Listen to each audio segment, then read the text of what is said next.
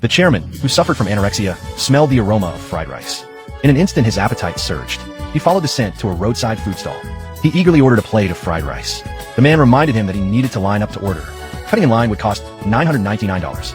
As the town's richest man, the chairman certainly wasn't short of money. He immediately told the vendor to make a plate of fried rice for him. But he had just escaped from the hospital and had no wallet on him. He negotiated with the man about whether he could put it on credit. When the man heard this, he wanted to drive him away. Just as he was about to declare his status as the richest man, the man's daughter came over. She handed him the fried rice in her hands for free.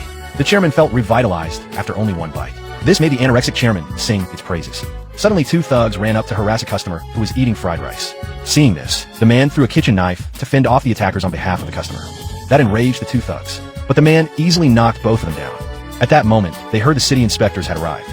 The man hurriedly put his daughter onto the food cart. He left without even collecting payment for the meal.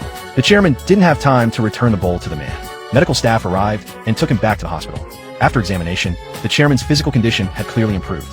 This was obviously a medical miracle, yet the chairman insisted he was not ill. He said the real reason he couldn't eat was that the chefs made food that tasted awful. A bowl of egg fried rice from the street was far tastier. He ordered his subordinates to find the father and daughter at any cost. He told his children that whoever found them would be given his largest hotel to manage. Because of this, the female CEO and her brother began competing. Coincidentally, the next day, the man and his daughter came to this 5-star hotel to apply for the head chef position. The manager rejected him on the grounds of low education and little experience. He even claimed the man came from the bottom of society and that no reputable restaurant would hire him. The little girl immediately explained that her father's cooking was excellent. However, the manager wouldn't believe her and drove him away. As the man turned, he bumped into the female CEO who had come to inspect the hotel. They looked at each other and felt very shy. At this moment, the manager accused the man of trying to take advantage of the female CEO. He slandered him as an undercover plant sent by a competitor. The man opened his mouth to explain. The daughter grabbed the female CEO's hand and begged her to give her date a chance.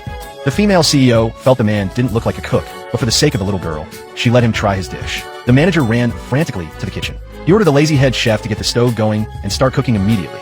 The guests had already been waiting for half an hour. They had filed complaints with the restaurant association. He didn't care. He boasted that even if the female CEO stood in front of him, he wouldn't be afraid. Suddenly, the female CEO came over and fired him. In fact, the head chef had been bought off by the female CEO's brother. He had someone backing him and behaved as he pleased in the kitchen. He never respected anyone. The female CEO angrily called security to have the head chef removed from the hotel. She underestimated the head chef's influence within the hotel. If the head chef left, the other chefs would follow him. Then the kitchen would be empty. The hotel would be unable to serve guests. The hotel had already been complained about 3 times in a row. It had been downgraded from 5 stars to 4. The head chef used this to threaten the female CEO into apologizing to him. Otherwise, he would immediately take all the chefs and leave. Facing these obnoxious parasites, the man planned to stand up for the female CEO. He declared he would compete against the head chef. When he said this, the crowd burst into laughter. After all, the head chef was ranked among the top 3 chefs in the city. The man was just a night market fried rice vendor. Their skills and status were completely different. To humiliate the man and show who the real culinary god was, the head chef agreed to the contest. Whoever could cook a dish that satisfied the customers would win. After 10 minutes of cooking, both men finished their dishes at the same time. Customers who tasted the head chef's dish praised it as delicious. Just as everyone thought the man had lost the contest, the man asked the customers to try what he had made. Unexpectedly, after 3 customers took a bite, they offered high prices and began to compete for the remaining portions.